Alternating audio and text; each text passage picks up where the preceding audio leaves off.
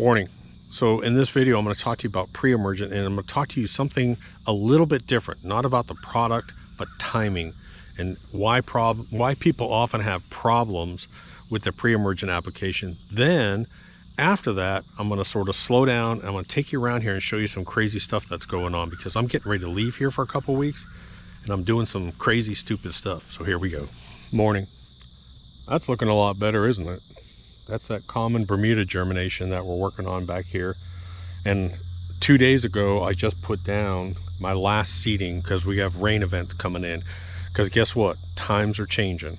We have been in a bad drought for almost 3 weeks. This place is dust dry. But I've got cooler temperatures, highs in the 70s versus 90s, and I've got rain moving in. So with this change, we're going to talk about pre-emergence, and I know it seems a little bit early to talk about that, but I had a great question that I'm going to answer from one of you guys, and it should help the rest of you. So here we go.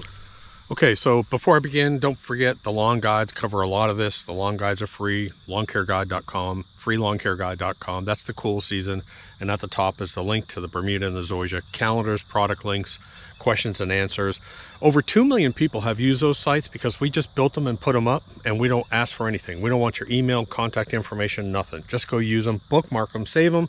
And if you have a neighbor that has a crappy lawn, send a link to him too. Okay, so let's talk about pre-emergent. This is pretty important, especially for people that deal with poana. We're talking about next year, obviously, but I want to talk about the timing of this. First, what does a pre-emergent do? A pre-emergent doesn't kill weeds. Technically speaking, there are some pre-emergents that have post-killing ability, but what I'm talking about is, what is the main purpose of a pre-emergent? Pre-emergent stops cell replication. So that agent that's on the soil, when it's in contact with, let's say, a root, it tells that root, stop replicating, stop producing cells. And so that plant can't grow roots and it dies. That's how it works. It doesn't go out there and kill, it actually stops the replication. That's why if you have new seedings or new sod, you wait an entire year for root development before you really start doing pre-emergent. You got to put up with some weeds, unfortunately. So that's how it works. But here's the timing. Most people, I don't know how I'm going to do this, but most people think about fall and they think about spring. That's the pre-emergent schedule they think about. Make sense? So you got fall and you got spring. If you have a poana problem, the problem is that poana, you want your strongest application and you want that agent strongest when that weed is going to be germinating. Remember, it doesn't stop seeds from germinating. You want the seed to germinate. You want it to germinate and then not be able to produce roots, and that's how it dies. Again, fall, spring, but where does poana start to germinate? Poana starts to germinate somewhere up here. When the temperatures start to get cold, usually about, for me, it's somewhere around December, usually around there, late November, early December, that's when you start to see poana. So by this, if you've already put it down way down here, 60, 90 days before, by the time it gets here, that poana has usually no problem germinating. Poana doesn't necessarily have deep roots, it has big clumpy roots. So it can sit in your thatch layer and sort of grow roots and survive. That's the problem with poana. So think about that now. Think about if you're, especially for you warm season southern guys that are dealing with poana problems, all you're going to do is, instead, you're actually going to take your schedule and you're going to shift it just a little bit like this. And I think that's the best way to think about it. So instead of putting your pre-emergent down while it's still a little bit warm in the fall, bump it up until it gets colder. And then this one, bump it up just a tiny bit. Got it? Does that make sense? So changing those schedules and changing the timing, I think, is critical. I really don't care what product you use. It's the timing of it. You have to time your pre-emergent when that weed is going to start to germinate. That's why they have crabgrass germination dates on all your calendars. My date is probably March 15th. But I come out a little bit before that. I always say, and we do in the spring is really when I worry about it. But if you have a really bad poana problem, you need to start thinking about that. Oh, I would call it almost early winter pre-emergent. I wouldn't worry about the fall weeds, because here's a perfect example. If you have a warm season grass, if you have Bermuda and Zoysia and whatever, when it starts to get really cold, like December and January, what happens to your lawn? It goes dormant. It's asleep. And I always say that's a time you can go out there and you can just start smoking weeds. You can go out there and put down a heavy weed killer. So you can put down something that kills the poana, something that kills those winter weeds, and not really worry too much about your lawn. So your lawn is asleep, you can go out and kill those weeds. You never use something like Roundup. Never use a broad spectrum killer. You want to use more targeted. If you have any comments or questions, drop them down below. I'll do my best, but I'm getting ready to take off out of here for a few weeks and go down to the beach house. Now, the rest of this video, I am going to pop around here and I'm going to show you some kind of, I think is cool stuff. I am, like I said, we're coming off a pretty good drought. When UPS truck comes down my gravel driveways, there's this huge white cloud that follows it. It is dust dry. If I didn't have irrigation pumps out here and irrigation systems out here, everything would be dead. I am watering almost every day to try and keep what I got alive. But I look at my 10-day forecast and there's a change coming. We have been in the 90s and zero rain for like 3 weeks. So let me pull up my 10-day forecast. I'm gonna look at it with you real quick. And so I'm still 92 and 93 for the next two, for today and tomorrow, 15% chance of rain, and then everything changes. Monday, high of 88, Thursday, 75, 79, so the temperatures come down. Rain chance, 55, 45%, 60%, 55, 45. Things are changing. So I am basing what I'm doing now on that schedule. And I'm going to do some crazy stuff out here. I'm going to plant stuff that might work and it might not, but it should be fun. I'm going to do it before and after. So I'm going to show you what I'm doing now. When I come back, and close to May, it may almost be a whole month, I'll come back and I'll show you what's going on. So anyways, that's the pre-emergent discussion. Let's go look at just having some fun. Here we go. So like I said, this is that common Bermuda, which is basically the only thing that'll grow in this crappy soil out here. And it really doesn't look that bad. It's just for the girls to go pee and poo, and then in the winter time coming up, I'll probably do an annual ryegrass overseed. That looks pretty decent. And I just put out my last, I had a bag of, I had more Bermuda seeds, so I threw it down on top of it now. That's pretty good. So I've always said, if you want to make God laugh, tell him what your plans are, because it's going to change. So I always make a plan. I've learned in my 30 plus years of being an entrepreneur and business owner that you have to have not only a plan A, but a plan B and a plan C. So my plan A is to have John out here 2 to 3 days a week. He'll be doing all the caretaking out here and cutting. And then I have my neighbor next door. She's going to take care of my chickens on a daily basis. So I also cross-training John. What if she gets COVID or something, you know, and she's in bed for 5 days? Someone's got to take care of my chickens. So John is also cross-trained on the chickens. Unfortunately, John stepped on a nail 2 days ago. Not here, somewhere. He was doing something. And so he had to go to the hospital and get a shot. And so I got my other lawn guy on standby that does my road frontage, because I don't let John do that. It's too dangerous, to come and if something were to happen. But I want to show you something. So yesterday, so Doc came out here. I grabbed my Toro, my big 60-inch Titan Toro, and I cut everything out here. I even cut this with the Toro. Now it doesn't look bad right now, but it's pretty scalpy. But it did a pretty decent job, just because this is just all bumps, stumps, rocks. So you can see the little scalp marks in here. And when the sun comes up, they all turn brown. That doesn't look bad. Now again, that's that common Bermuda we put out here, and it is growing over all the rocks and stumps. So do you remember this? I came in with a skid steer and I raked all this and we planted a contractor mix, and it was looking gorgeous. This was all solid green. It's all dead. I don't have any irrigation over here. So I came out here, I held back a seed, and this is what I talked to you guys about, holding back some of your seed. So I held back seed based on the fact that I have cooler temperatures and rain moving in. There's a ton of seed sitting on the ground right now. That should come back. Matter of fact, I don't think I told John about that. I need to tell him to watch that area. So I'm starting to get things loaded up. I think I'm gonna leave tomorrow morning, but brand new fishing cart. I'm gonna take you guys fishing. It's so cool. I hooked this up to my e-bike. I catch such a variety of fish, anything from sharks, which I hate catching, to big reds, Spanish, trout. I've got my scarifier, my new scarifiers in here because I know for a fact on that beach house lawn, it was zoysia, converted to Bermuda. The guy that cuts it just cuts it with a push mower, and I know there's going to be a ton of clippings. So I'm going to have to go down and dethatch that whole thing. That should be interesting. Let me get the UTV and we'll head up and check on the fields. Most of you guys know that I have cameras all over this property, redundant systems. I've got them everywhere. All my gates, all my driveways, all the house, inside, outside. I have them on the chicken house, on the chicken run. But here's something I recommend for you. About every 6 months or so, clean the lens, get an alcohol, they sell these alcohol wipes, and then cover that lens and then spray around it. If you're putting it on like a tree or even on a house, spray around it with some permethrin or some bug killer, because I did that to all my cameras. Man, there were spider webs all over it, and you'll get false alerts and you won't be able to see at night. That camera that sits on that tree over there, there were so many spider webs, it would come up at night and there'd be a deer and I'd be like, what is that? I couldn't see it. So again, I cleaned it and I sprayed around it with some permethrin, keep the bugs off of it.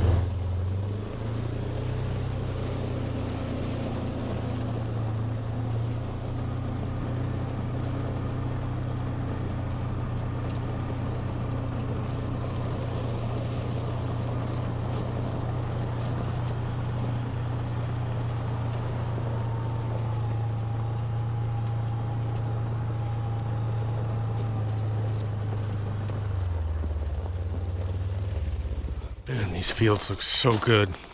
So good. It's been so much work to keep these things green, but it's been worth it. So if you didn't know, I have a 2-inch high pressure pump down in my pond. This year, instead of running hoses, I had my septic and well guys trench in a 2-inch hard PVC pipe, 18 inches underground, and I ran it all the way up here, 530 feet, up to a switching station, which is right up here. And at that switching station, I can control, so I can send water to this irrigation sprinkler, to this one, to the tall one, and I also tied in a 3/4 inch garden hose to it, and now I can water the vegetable garden without having to use any of my wells. I just, whenever I'm running this, I go over and water that garden. Plus I have a drip irrigation system over there. All right, so let me tell you what's going on here. I'll tell you some crazy stuff. This field looks phenomenal. This is turnip, radish, clover. That's what you're seeing on this beautiful field over here. And the deer are packed in here every night. Isn't that gorgeous? It's like a salad bar buffet. Then, on this, what are you guys doing in there? Girls are anxious. I came out here, I had a bunch of extra farm fertilizer, so I did a test. I put it down super, super heavy, and it basically fried everything that was growing here, all the clover. Then I came back a couple weeks later and I planted buckwheat in here. So now I've got buckwheat. Then I put more clover down, and I just put down rye grain and some oats. This is gonna be crazy. But what I wanna show you, is I wanna show you how, how these deer, see the buckwheat here? See how they're eating it down? They come by here and they nip it all off. Okay, so first, let me go to the high potassium field, as we call it, because it's high potassium, and I'll show you what's going on here. Now this was being overtaken by Bermuda. I came in here and I sprayed the whole field with something called Grass Out Max, which kills grasses, but does not kill broadleaf plants. So it doesn't hurt the clover, doesn't hurt the turnips, and it did a really good job. It fried this Bermuda. Now, will the Bermuda come back? Of course it will, but at least everything else has a chance. So the one thing I hate to see is I hate to see dirt. I never want to see dirt. I want to see all green roots in the ground. So here's what I did. I came out here, I took my little tines and I raked tines. It only puts about a 2-inch little scar in the ground. And I literally walked every single one and hand planted corn in every single row out here. Then I came back and I dragged it and I cut it. I looked at my watch and I had 19,100 steps for 9.2 miles. Dude, I was in bed like at 8:45. I was exhausted, but here's the benefit of that. See all this here? That's all corn. So I've got corn coming up in all these little rows. Now, There's a really good chance it won't take, that the deer will come in here and just eat it all. I don't know. This is the surprise factor. Then I came in, and because this field has so much dirt and dead Bermuda, I ordered 100 pounds. Was it 100 pounds? No, it was 50 pounds. 50 pounds of rye grain. So I put rye grain here and a little bit up over here. And then I came in, and then I had my oats come in, and so I put out oats on here and clover. So there's a chance that when I come back, this will be absolutely insane. If some of this corn starts to grow up, and then I've got all those things coming up, it's just going to be such a comfortable place for deer to come in here and hang out longer, rather than just, you know, that late morning, early evening type thing. Man, I've got germination all over here. Again, the irrigation is saving this place here. Now let me show you this other crazy thing, and this will show you just how devastating a drought can be. I did a video the other day, last week, about 1850s, and I was talking in that because I said, could you imagine being a farmer in the 1850s, not knowing what the weather was going to do? Okay, so we have 7 feed stations. The deer come in here, they pick up a little corn, and then they move on, and they move in down to my fields. We watch this activity every night. But what I've done up here is same thing. John and I came up here, we planted buckwheat, then we stripped in corn. So all those little strips that you see are corn. And then I have some overseed, a little bit of rye grain, and some clover. What's this gonna look like in a month? Dude, this should be so cool to come back and say, oh, sorry, everything failed, or holy cow, what happened? So make sure you subscribe. But I don't have as much corn germination in here as I'd like, but I see a fair amount. This soil has been worked with some dirt booster and humichar and irrigated. It is gorgeous. It's dark brown. It's not black, it's just dark brown and nice. Then I have this area over here where I have no irrigation, and we really haven't worked this area. Look at the difference.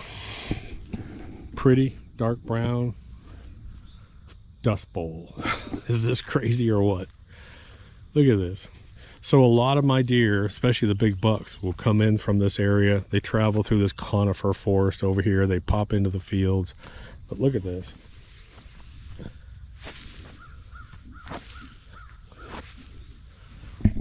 That's what this whole place is like. If I don't have irrigation, that's what it's like. So same thing here. We came in here, we raked this, we put down a ton of seed. You can just see the seed lying on the ground. And we're in 2 days from now, we're gonna start to have that heavy rain pattern. What's it gonna look like? What's it gonna look like in a month? I don't know. And there is corn back here too. Garden. This is the old orchard. I explained what happened back over here, why we decided to kill that orchard. But I came back in one of my last videos, if you watched it, I put in 2 strips. I took my rototiller and I tilled and tilled and tilled 2 long strips in here. All I added was humichar and dirt booster, no fertilizers.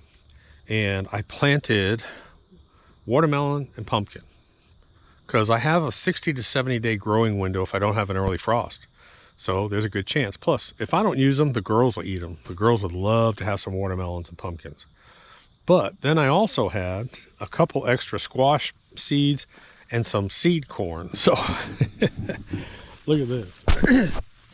This is a perfect example. This is watermelon. This is corn. That's turnip. And then I also have a bunch of clover seed on here all the way down.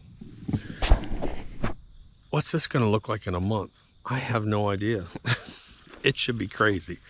Let me hop in the garden and I'll show you the crazy, stupid stuff I'm doing in here. Those chickens are so impatient. They're like, come feed me.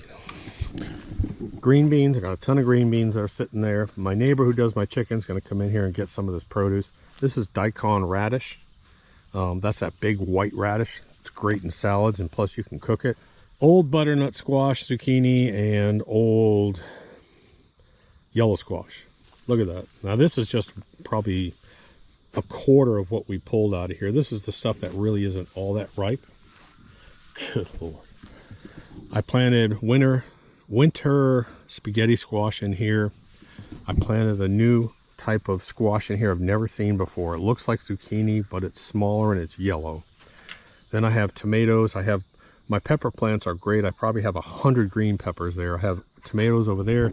I planted fast growing tomatoes over here, along with some carrots and some turnip. So we'll see what happens. I may come back and this whole place may be dead and nothing growing at all. But we'll find out. I'm coming. Oh, look at John way up there. John, what are you doing way up there, buddy? What are you doing way up on that jungle gym? He's all by himself. Are you guys picking on John? That's funny. All right, let me go get you some greens. Hold on. So these are turnip greens. I don't like to give them the stemmy parts. It's not good for them. So I cut off all the stems. And then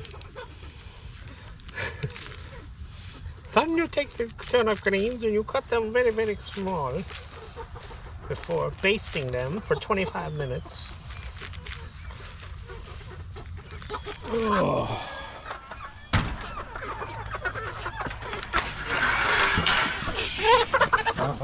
Get inside. You do not sneak out there. I must stop walking under my feet. Move, move, move. Move, move, move. You're gonna get kicked. You're gonna get kicked. You're gonna get kicked. That doesn't help. You're not gonna get it any faster.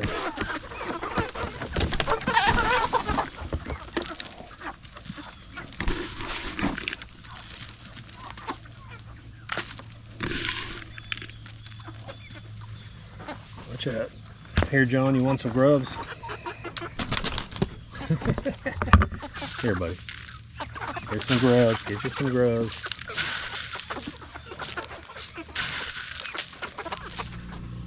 So now the question becomes, what's going to happen over the next few weeks?